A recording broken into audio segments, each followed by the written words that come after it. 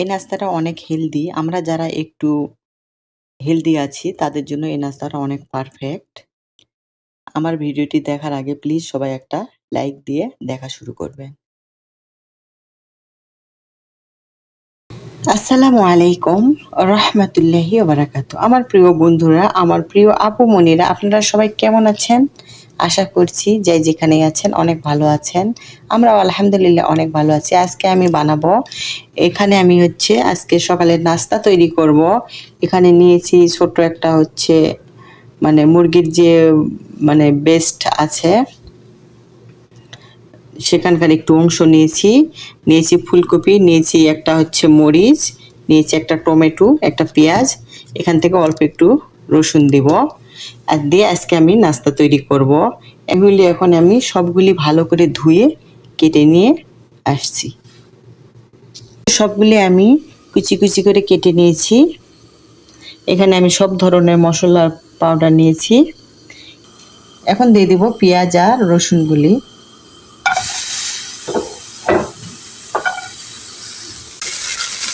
রসুন পেঁয়াজগুলি দেওয়ার পর দিয়ে দিলাম পরিমাপ মতো একটু তেল।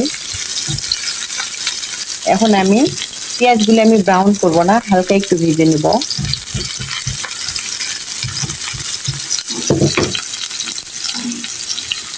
একটু ভেজে নিয়েছি। এখন দিয়ে দিব আমি কেটে রাখা মুরগির মাংসটুকু। আমি ভালো করে এই মাংসগুলি পেঁয়াজের সঙ্গে হালকা একটু ভেজে নেব।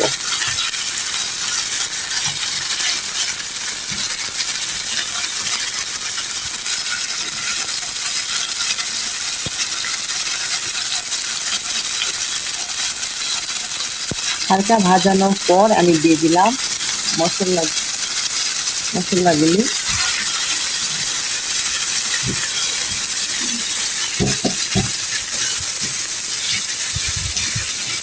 মশলার সঙ্গে ভালো করে একটু হালকা ভেজে নিব।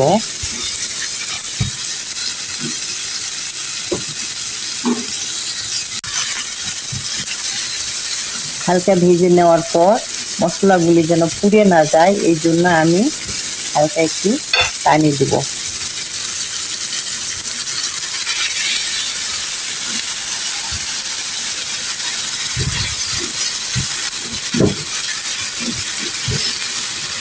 এখন এখানে আমি স্বাদ মতো একটু লবণ দেব। আসলাম আমি কিছুক্ষণ পরে। দেখেন আমার মুরগির মাংসটুকু কষানো হয়ে গেছে। এখন দিয়ে দিব সব সবজিগুলি।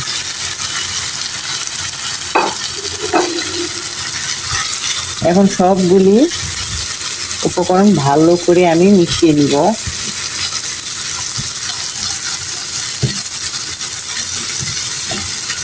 নাস্তাটি তৈরি করা অনেক সহজ, যেহেতু এখানে সবজি আছে। অনেক একটা হেলদি একটা নাস্তা। এটা সকালবেলা অথবা বিকেলের নাস্তাও রাখা যায়। আমাদের বাবুরা কিন্তু সবজি বিশেষ করে খেতে চায় না। এভাবে সুন্দর ইউনিক একটা নাস্তা তৈরি করে বাবুদের দিলে বাবুরা অনেক মজা করে খেতে পারে। এখানে ডিমও দেওয়া যেতে পারে, আবার মাছ যে ফ্রোজিং করা মাছ দেওয়া যেতে পারে, মুরগি, যে কোনো কিছু দিয়ে এই নাস্তাটি তৈরি করা যায়। আমি এখন দিয়ে দেবো হালকা একটু পানি দিয়ে আমি ঢেকে রেখে দেবো সবজিটা সিদ্ধ হওয়া পর্যন্ত। আমি বেশি পানি দিব না।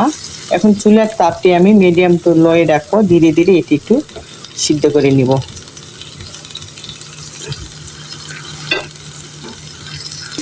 আমার সবজি আর চিকেনটা প্রায় হয়ে গেছে। এই পর্যায়ে আমি দিয়ে দিব একটু সয়া সস। দিয়ে দিলাম একটু সয়া সস, অল্প একটুই দিব। আর একটু দিয়ে দিব কুকিং ক্রিম। এটি দিলে অনেক সুন্দর একটা ফ্লেভার আসে, খেতে অনেক মজা লাগে। যে কোনো স্যান্ডউইচ অথবা পিৎজা অথবা চিকেন, যে কোনো খাবারের মধ্যে এই কুকিং ক্রিমটি দেওয়া হয়, অনেকটাই টেস্ট আসে।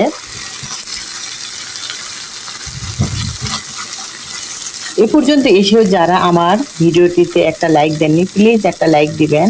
আর নতুন বন্ধুরা আসলে আমার চ্যানেলটি সাবস্ক্রাইব করে দিবেন। আর আমার রান্নাটি কেমন হয়েছে সবাই কমেন্টসের মাধ্যমে জানাবেন, আর একটা শেয়ার দিয়ে দিবেন।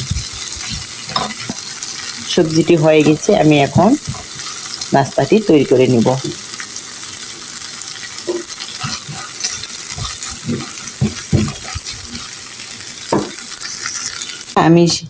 কালকে আমি তন্দুরি রুটি বানিয়েছিলাম, কয়েকটি রুটি আমার ছিল, এই জন্য ভাবলাম এই রুটিগুলি দিয়ে আমি একটা নতুন একটা নাস্তা রেসিপি তৈরি করি। অনেক সময় আমাদের বাসি রুটি থাকে, আমরা অনেক সময় খেতে চাই না। এভাবে যদি আমরা এই নাস্তাটি বানাই তাহলে খেতে কিন্তু অনেকটাই মজা হয়, আবার অনেকটাই হেলদি। আমি এখন এই মানে প্যাকেটের মধ্যে এই পুলটি ভরিয়ে দিব। ফুলগুলি আমি সবগুলি ভিতরে ভরিয়ে দিয়েছি। আমি একটা ফ্রাই প্যান বসিয়ে দিয়েছি। তারপরে আমি এই তো ফ্রাই প্যানের মধ্যে আমি রুটিগুলি হালকা একটু গরম করে নিব। যেহেতু কালকে রুটি এখন অনেকটাই ঠান্ডা হয়ে গেছে, এখানে গরম করে নিলে আবার মনে হবে যে নতুন মনে হয়। আমি আপুরা এভাবে বাসি রুটি এভাবে সবজি বানিয়ে একবার ট্রাই করে দেখবেন, অনেকটাই মজা লাগে। আমি এইভাবে সবগুলি হালকা একটু উল্টিয়ে পাল্টে একটু গরম করে নিব। বাসি রুটি দিয়ে যদি এই নাস্তাটি তৈরি করা যায়, যদি বাসায় মেহমানও আসে, মেহমানকেও যদি খেতে দেওয়া হয়, তারা বুঝতে পারবে না যে এটি বাসি রুটি দিয়ে তৈরি করেছে। একবারে অনেক বুঝতে পারবেন যে মনে হয় নতুন টাটকা বানিয়েছি এই রুটিটি। এটি দেখতে যেমন লোভনীয়, খেতে কিন্তু অনেকটাই মজা। আজকের ভিডিওটা আমার এই পর্যন্তই। এই পর্যন্ত আপনারা সবাই ভালো থাকবেন, সুস্থ থাকবেন, এই দোয়া করি। আমাদের জন্য দোয়া করবেন। আসসালামু আলাইকুম ওয়া রাহমাতুল্লাহি ওয়া বারাকাতুহু।